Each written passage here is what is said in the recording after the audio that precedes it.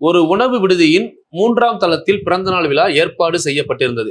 120 ஆட்கள் 8 முறை மின்தூக்கி விழாவை நடைபெறும் இடத்திற்கு கொண்டு சென்றதா? ஓகே. அப்போ நல்லா பொறுமையா கவனிங்க.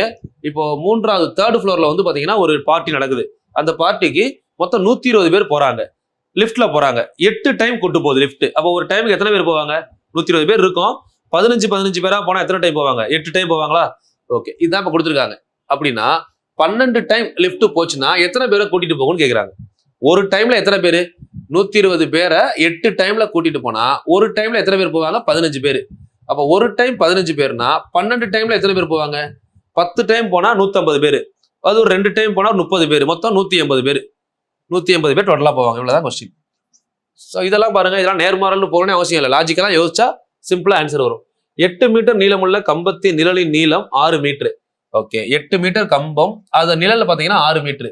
அப்போ 30 மீட்டர் நிழல் வந்துச்சுன்னா அதோட நீளம் என்னன்னு கேக்குறாங்க. எக்ஸ், அவ்வளவுதான்.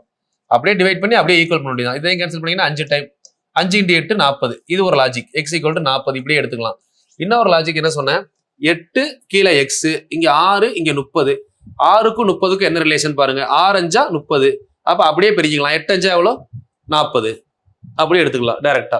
அதே ரேஷியோல பாத்தீங்கன்னா ஆன்சர் வந்துடும். அதனாலதான் இந்த பொது விகிதம்னு கொடுப்பாங்க, நேர் விகிதம்னு கொடுப்பாங்க, நேர் மாறல்னு கொடுப்பாங்க. ரெண்டுமே வரும்.